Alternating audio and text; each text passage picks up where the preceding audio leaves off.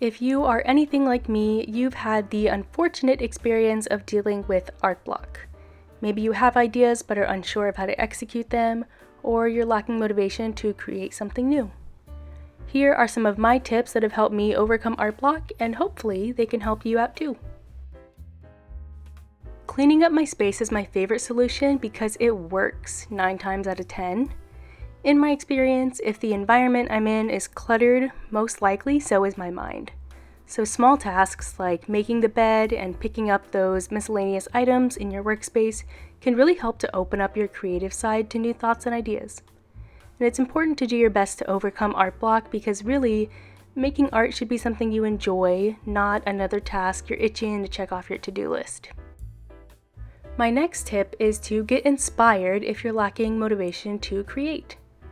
Open up Pinterest and scroll for a while. This is always a great way for me to get some ideas, even if I'm just inspired by a color palette someone used. I do recommend using a search engine like Pinterest for this because I have found that I'm a lot less likely to skew from my original goal. When I use Instagram, I tend to get easily distracted and check my messages or look up what random celebrities like Drew Seeley have been up to for the last few years. If you are a chronic scroller regardless of the app, I would also recommend setting a timer for 5 or 10 minutes. Then you can save or pin what catches your eye and then move on when that timer goes off. I could have kept scrolling, but once I saw this adorable fruit tart cat bed, I knew I was entering dangerous territory and it was time for me to move on. Tip number 3 is to try journaling. Maybe you're stressed out about something going on in your life, and that's partially what's causing your art block. So take out your fanciest journal or even a sheet of loose leaf paper and get writing. I like setting a timer when I do journaling sessions like these because it, again, helps keep me on track and it gives me a goal to work toward if I'm already unmotivated to do much work at all. I find that the hardest part of just about any task I'm avoiding is getting started. However, if you are like me, you may find yourself actually enjoying the previously dreaded task once you get past those initial beginning stages. I've been trying to make journaling a part of my routine, and I do think it's helping quite a bit. It's always nice to look back months or even years later to see where my head was at during a particular time in my life. So whether you write for 5 minutes or 50, just know you're doing yourself a favor by getting those thoughts and feelings out there and onto paper.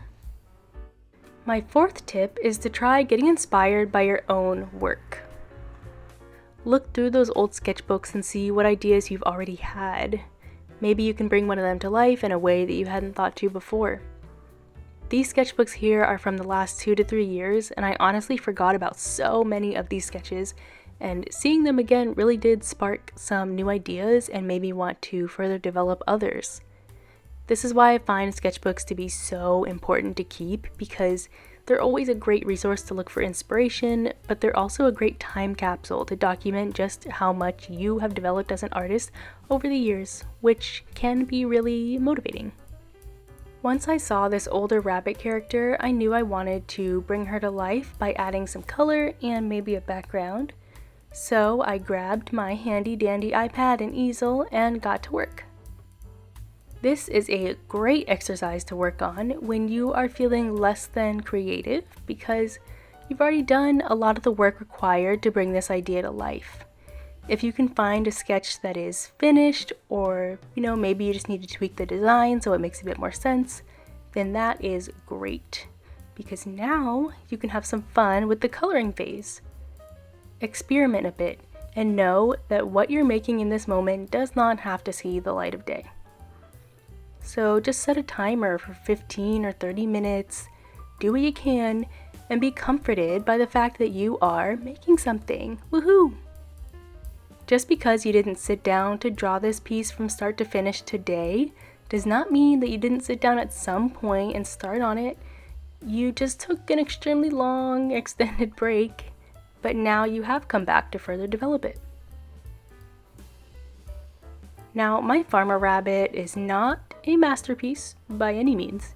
She still has a lot of work that needs to be done, but she is off to a great start, and I can now decide to continue working on it or move on to another partially completed sketch.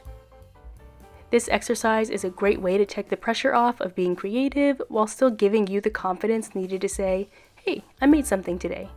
And that's the goal. Tip number 5 is to exercise. I personally have been loving doing workouts by Maddie, aka MadFit on YouTube. I'll link her down below. It's always a good idea to take breaks that incorporate movement, since so much of what we do as artists involves sitting hunched over at a desk. So moving your body really helps to loosen you up, relieve stress, and get the ideas flowing again. My 6th and final tip is to let go of perfectionism and just make something. I bought this ceramic unicorn from Target ages ago, and it has been sitting in a pile of other creative outlets I have yet to take on, collecting dust. I have been avoiding painting it because I didn't want to mess it up. I actually wanted to make color comps for it, and then I realized that was silly. This should be a fun way to be creative, and I really shouldn't have such high expectations for the outcome of a $10 ceramic unicorn. I decided to paint mine as close to the example on the back of the box. That way, I could make something just for fun, paint without expectations, and just enjoy the process of painting again.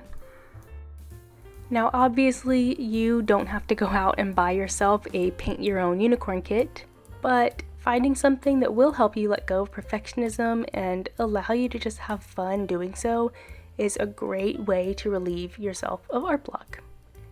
This could look like doodling in your sketchbook without giving those doodles much thought, or making friendship bracelets, or coloring in a coloring book.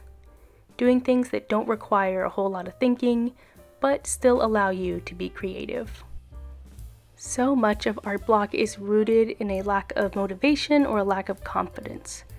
So doing something relatively simple like this not only takes the guesswork out of the equation, but it also helps you let go of perfectionism and improve that confidence that you were previously lacking.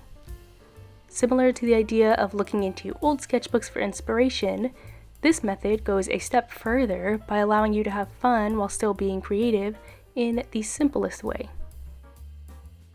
It is more than okay to create something that is less than perfect or something you don't necessarily want to show off to others, and I think it's nice to have some art that we keep to ourselves. It's like a fun little secret project just for you.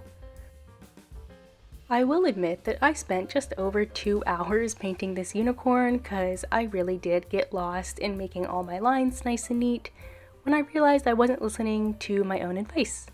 So I took a step back and told myself that it doesn't have to be perfect, just finished. And that's what she is. I actually like that my little unicorn isn't perfect because that's what gives her some character. I hope you have enjoyed watching this video as I enjoyed making it, but more importantly, I hope you are able to overcome your art block. Aw, now my niece's unicorn has a little friend. Now please, go make something. Bye!